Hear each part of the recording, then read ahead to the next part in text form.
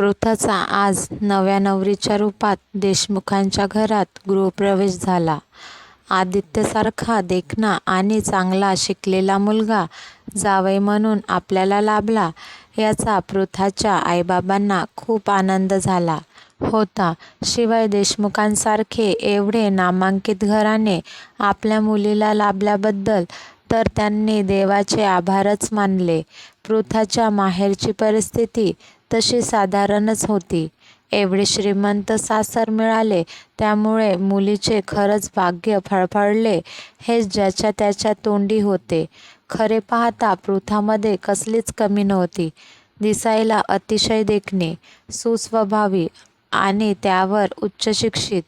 पृथ्वी कुणाच्याही मनात भरेल अशीच होती आणि खरं तर ती ज्या घरात जाईल त्यांचेच भाग्य उजळेल हे म्हणणेही तितकेच खरे होते.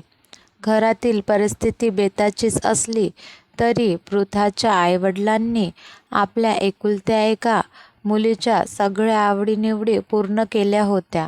तिला लहानपणी नृत्याची आवड होती म्हणून तिला त्यात अगदी नृत्यविशारद केलं होतं. शिवाय अभ्यासात अतिशय तल्लख असणाऱ्या पृथ्वीचे इंजिनियर व्हायचे स्वप्न होते. चांगल्या गुणांनी उत्तीर्ण होत तिने शहरातील सगळ्यात उत्तम कॉलेजमध्ये ॲडमिशन मिळवून यातही बाजी मारली. बघता बघता ती इंजिनिअरिंगच्या शेवटच्या वर्षात आली आणि वर्षाच्या अखेरीस कॅम्पस इंटरव्ह्यूद्वारे तिला चांगला जॉब ऑफर्स येऊ लागल्या. पण तिला त्याआधी MBA करायचे होते त्यामुळे ती इंजिनिअरिंग पूर्ण करून MBAच्या तयारीला लागली. इकडे तिने MBA आटपले आणि लगेच एका मोठ्या कंपनीत तिला जॉब लागला.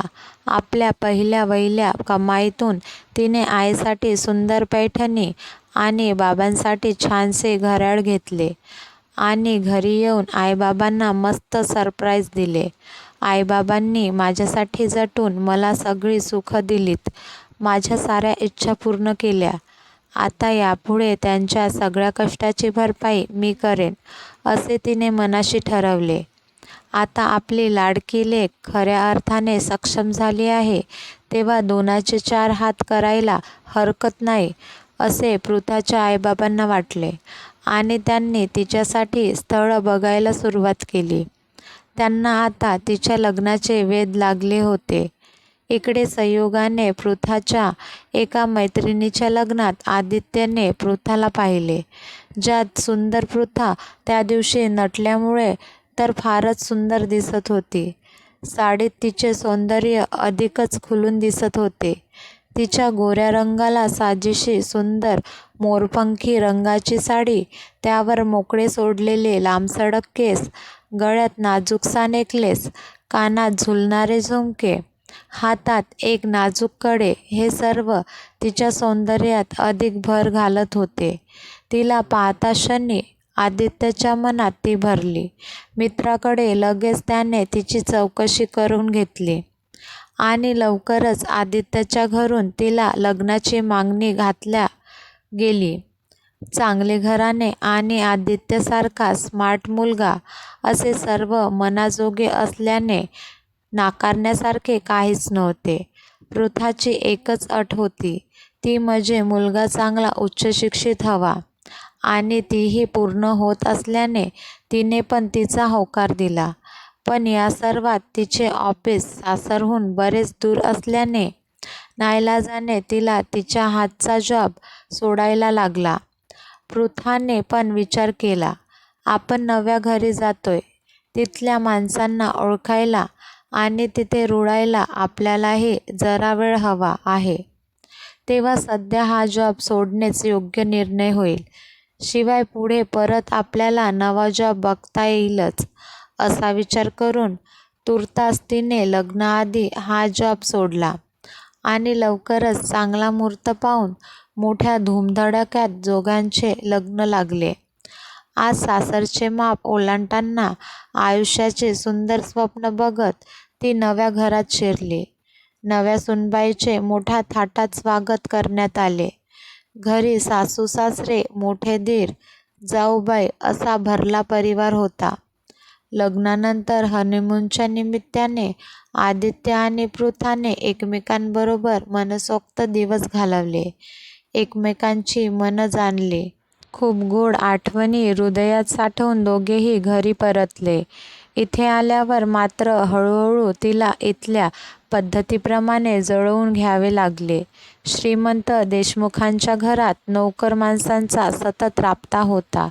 तरीही घरातील स्वयंपाक हा घरच्या अन्नपूर्णेनेच करायचा असा घरातील दंडक होता. ही प्रथा त्यांच्या आजीसासूपासून चालत आलेली होती. तेव्हा ती तशीच चालू ठेवणे असे सासूबाईंनी आपल्या दोन्ही सुनांना सांगितले होते. त्याशिवाय सकाळी उठून लवकर आंघोळ आटपून मगच किचनमध्ये शिरायचे असा सासूबाईचा नियम असल्याने तिला पण लवकर उठून तिचे पटापटा आवरायला लागायचे. नंतर सासरे, दीर आणि आदित्य नाश्ता करून एकत्रच ऑफिसला निघायचे. कामाचा व्याप बराच मोठा असल्याने तिघांना घरी यायला बराच उशीर व्हायचा. आतापर्यंत तिला या सर्व गोष्टीची सवय नव्हती. माहेरी छोटे कुटुंब, त्यामुळे तिथे सगळं ती तिच्या मर्जीप्रमाणे करी आणि एकुलती एक असल्याने जरा लाडाकोडातच वाढलेली होती. पण आता इथल्या चालीरीतीप्रमाणे वागणे तिला भागच होते आणि ती अगदी मनापासून ते सगळं शिकत होती. मोठ्या जावेची तिला कामात बरीच मदत होत होती. 2 सुना आल्याने सासूबाई आता किचनमध्ये फिरकत नसत, पण सगळीकडे त्यांचे अगदी बारीक लक्ष असायचे.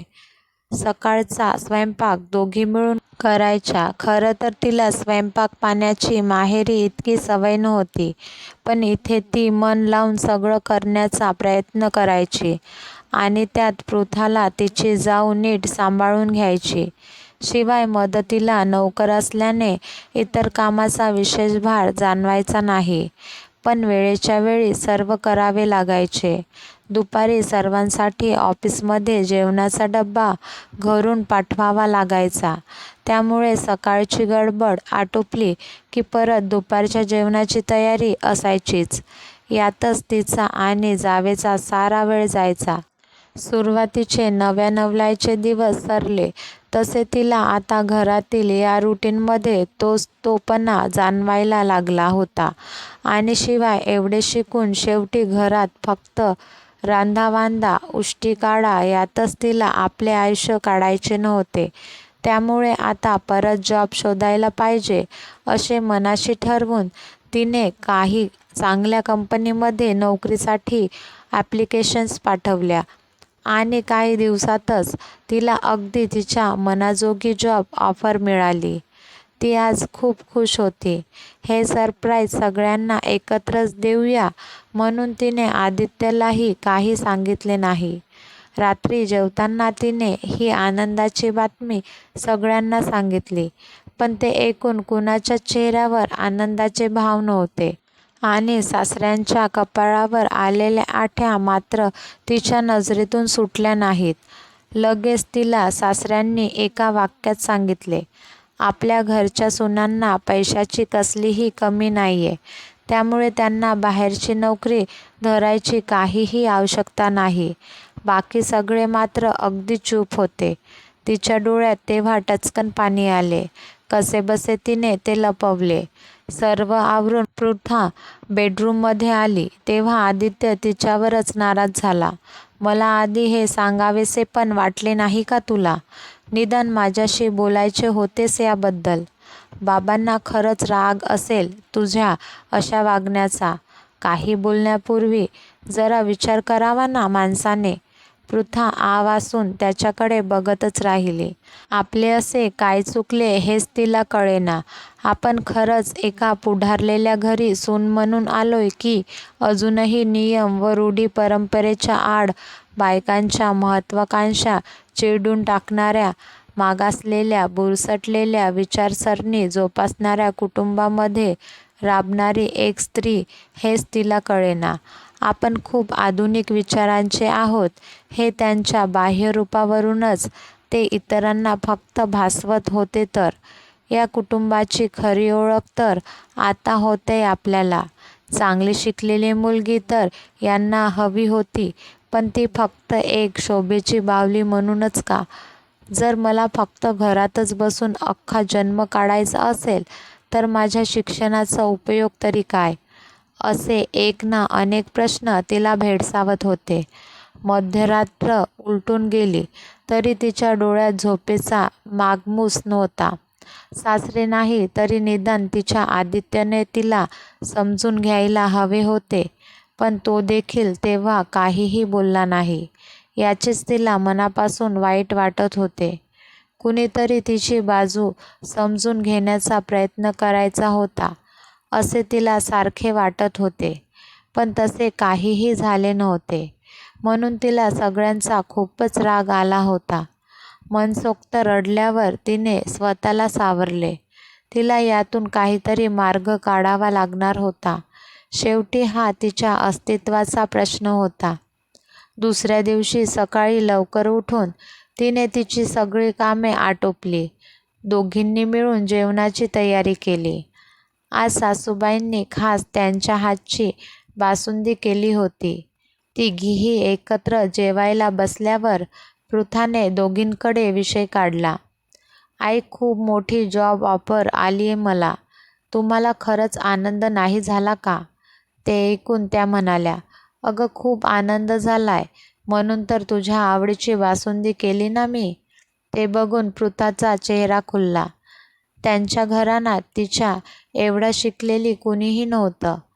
आपल्या शिक्षणाची कसलीही घमंड न बाळगता पृथाने घरातील सगळं सांभाळलं होतं. त्यामुळेच तिचं त्यांना खूप कौतुक वाटायचं आणि आज तर दोघींना तिचा खूप अभिमान वाटत होता. पण घरचे तिच्या नोकरीसाठी तयार होणार नाही हे पण पुरेपूर जाणून होत्या आणि म्हणूनच काल सासूबाईंनी सासऱ्याशी बोलून यावर मार्ग पण काढला होता. पण पृथासाठी ते एक सरप्राईज ठेवलं होतं. दुसऱ्या दिवशी सकाळी सासरे, दीर आणि आदित्य नाश्त्याला बसले तेव्हा तिच्या सासूने पृथाची नाश्त्याची प्लेट भरली आणि तिलाही त्यांच्याबरोबर बसायला सांगितले. ते बघून तिला काही कळेनासे झाले. तेव्हा सासरेच म्हणाले, सुनबाई, तुमच्या ज्ञानाचा उपयोग आम्हाला इतरांसाठी मान्य नाही, म्हणून आम्ही तुम्हाला बाहेर नोकरीसाठी नाकारली आहे. कारण आजपासून तुम्ही आपली कंपनी जॉईन करताय. तुमच्या आधुनिक तंत्रज्ञानाचा उपयोग आपल्या कंपनीच्या भरभराटीसाठी करा. तेव्हा पटकन आटपा आणि आदित्यबरोबर आजपासून ऑफिसमध्ये या. हे ऐकून पृथा मनोमन आनंदली. आदित्यने सगळ्यांच्या नकळत तिच्याकडे बघत आपले डोळे मिचकावले आणि आपले दोन्ही कान धरून तिची माफी मागितली. आणि हा योग्य सल्ला आम्हाला तुमच्या सासूबाईंनी दिलाय, कारण खऱ्या करता धरता तर त्याच आहेत ना आपल्या कुटुंबाच्या. त्या घरी असल्या तरी त्यांच्या प्रत्येक मताचा आम्ही आदर करतो आणि त्यांचे अस्तित्व आम्हाला आमच्या प्रत्येक निर्णयात जाणवते. आणि त्यांच्यासारखेच त्यांच्या सुनांची देखील स्वतःची अशी वेगळी ओळख आहे आणि ती जपणे हे एका सुखी आणि यशस्वी कुटुंबाची गुरुकिल्ली होय. हे देखील त्यांनीच आमच्या ध्यानी आणून दिले. हे ऐकल्यावर पृथाला काय बोलावे कळेना. आज तिच्या मनातले सगळे संभ्रम दूर झाले होते. तिच्या डोळ्यात आनंदाश्रू तरळले. आपल्यावर सोपवलेल्या नवा कारभार सांभाळण्यासाठी तिने लगेच वाकून सासूबाईंचा आशीर्वाद घेतला. तसेच त्यांनी तिला जवळ घेत म्हटले, आपण आपल्या जुन्या रूढी परंपरा सांभाळून नव्याचेही मुक्त हस्ताने स्वागत केल्यास नव्या आणि जुन्याचा छान मेळ साधता येतो आणि तेव्हाच व्यक्ती स्वातंत्र्य ही जपल्या जाते. सगळ्यांना त्यांचे म्हणणे अगदी मनोमन पटले आणि देशमुखांकडे एका नव्या पर्वाला सुरुवात झाली. ही कथा आवडल्या असल्यास लाईक करा, शेअर करा आणि सबस्क्राईब करा. धन्यवाद.